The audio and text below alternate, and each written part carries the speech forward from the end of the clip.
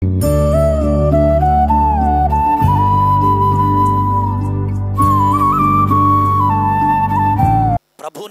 మాకు అత్యంత ప్రియులైన దేవుని బిడలైన మీ అందరికీ ఈ ఉదయకాల సమయంలో ప్రియ ప్రభువును రక్షకుడైన యేసుక్రీస్తు ప్రభు వారి ఘనమైన నామములో శుభములు మీ అందరికీ కూడా ప్రకటిస్తూ ఉన్నాం.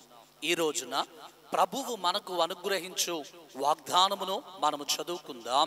పరిశుద్ధ లేఖనములో నుండి కీర్తనల గ్రంథము 149వ కీర్తన 4వ వచనమును మనము చదువుకుందాం.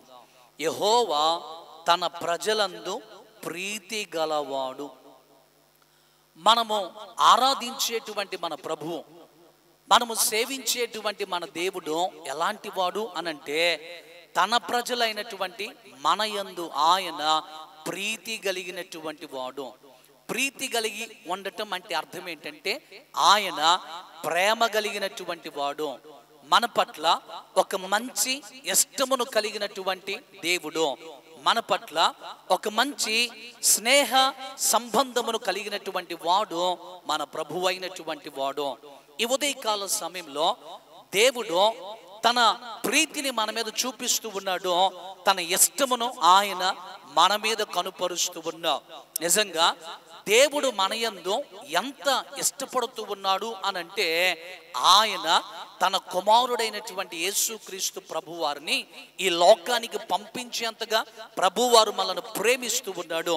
అందుకే యోహాను సువార్త 3వ అధ్యాయము 16వ వచనములో మనం చదివినప్పుడు దేవుని లేఖనము తెలియజేస్తూ ఉంది కదా, దేవుడు లోకమును ఎంతో ప్రేమించును, ఆయన ప్రేమించి తన యొక్క అద్వితీయ కుమారుడైనటువంటి, తన ఏకైక కుమారుడైనటువంటి యేసుక్రీస్తు ప్రభువారిని ఈ లోకానికి పంపించినప్పుడు, తండ్రి ఎలాగైతే మనలను ప్రేమించాడో తన కుమారుడైన యేసుక్రీస్తు ప్రభువారు కూడా మనలందరినీ కూడా ప్రేమించి పాపశాపము నుండి మనలను విమోచించి పరలోక రాజ్యమునకు వారసులుగా చేయటానికి ప్రభువారు తన యవ్వన రక్తమును కలువరి శిలువలో చిందించి తన ప్రాణమును మన కొరకు పెట్టాడు.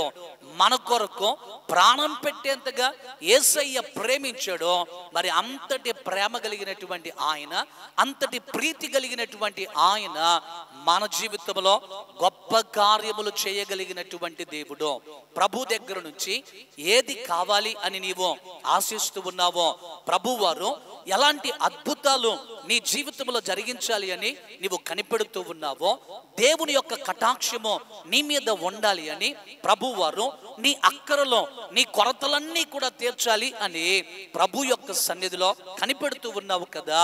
నీకు ఇష్టమైనవి ఏంటో, నీకు కావలసినటువంటివి ఏంటో, నీ అక్కరలు ఏంటో ప్రభువుకు తెలుసు. కాబట్టి ఆయన ప్రేమ కలిగిన వాడు, కాబట్టి ఆయన ప్రీతి కలిగినటువంటి దేవుడు, కాబట్టి నీ హృదయ వాంఛలన్నిటినీ కూడా ప్రభువారు గమనిస్తూ ఉన్నాడు. నీ ఆశలన్నిటినీ కూడా ప్రభువారు నెరవేరుస్తాడు. కనుక ఈ రోజున నీ యందు ప్రీతి కలిగినటువంటి ప్రభువారు నీకు ఏది ఇష్టమో ప్రభువుని అడుగుతున్నావు. కాబట్టి నీవు అడిగిన మనవులన్నీ కూడా ప్రభువారు నీకు అనుగ్రహించి నీ జీవితంలో గొప్ప కార్యములో ప్రభువు ఈ రోజున జరిగించునుగాక.